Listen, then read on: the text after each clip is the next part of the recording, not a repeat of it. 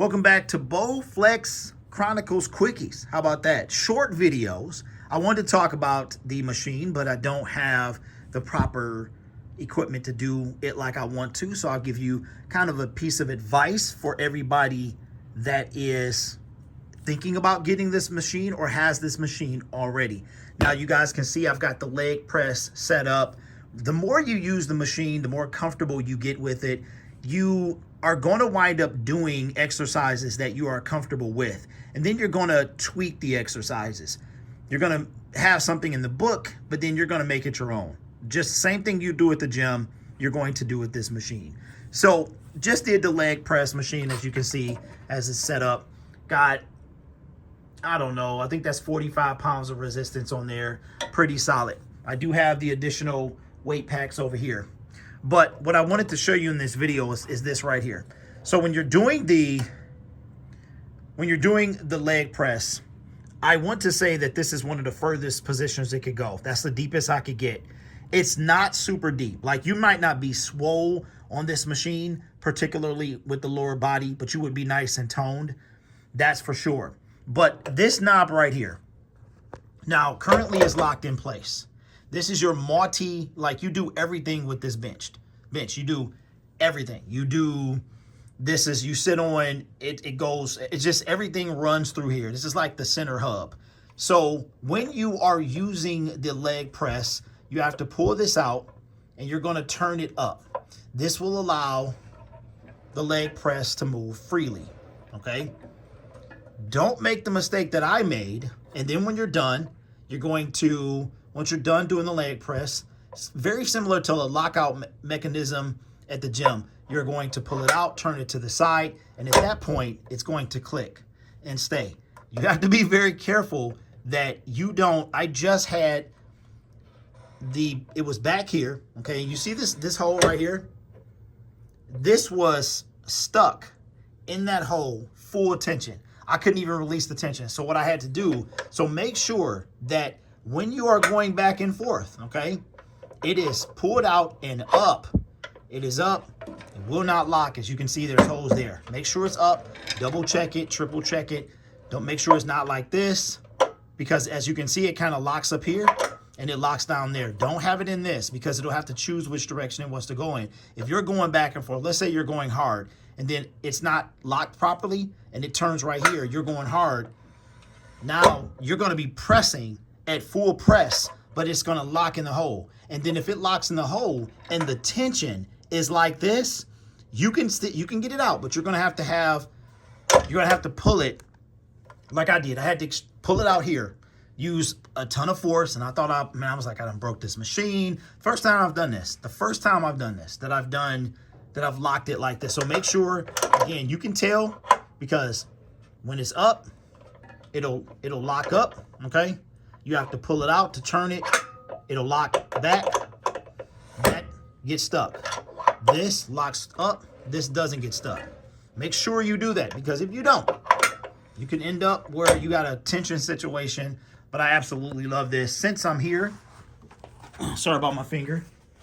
All right, now this is, I'm gonna release, and I've done this already. I'm gonna release this. I'm gonna turn it up. All right, you're gonna see.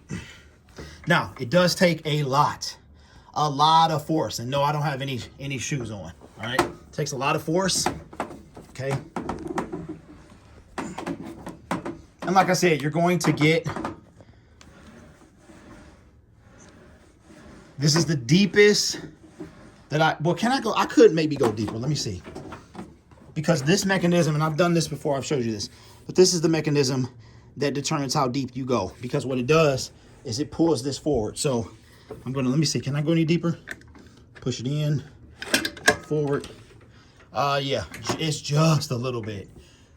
Oh boy, now I've gotta get, okay, let me see. This is a little, I've done the leg press before. I know it's weird looking at my feet. I know it is. Okay, there we go. That's a little deeper. You get a nice little range of motion. Let me see if y'all can see. You probably can't.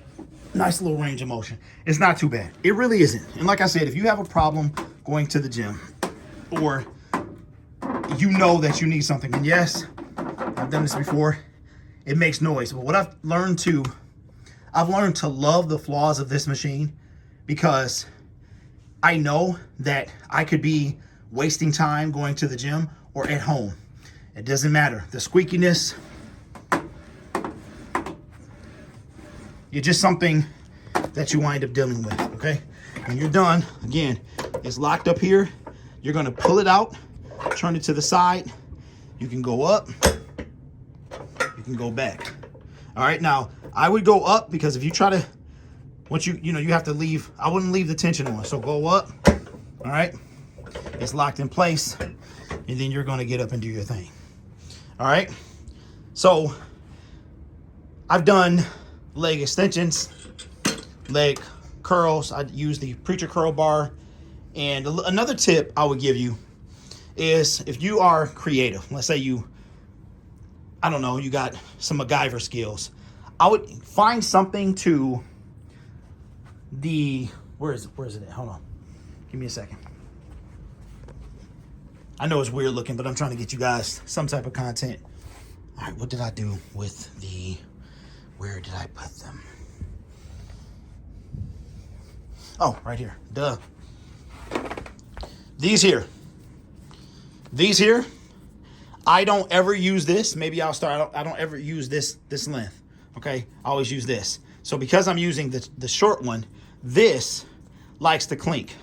So you can let it hang off like so. I don't like that, so I'll put it in the loop. But you can put some type of foam or electrical tape or something around these so that they don't clink, or they can soften, dampen up the sound when they do clink. But like I said, man, I've come to, you can find stuff to nitpick about the machine. You really can. But from what I've seen, the progress that I'm making, I don't have, the nitpicks are not worth it to me.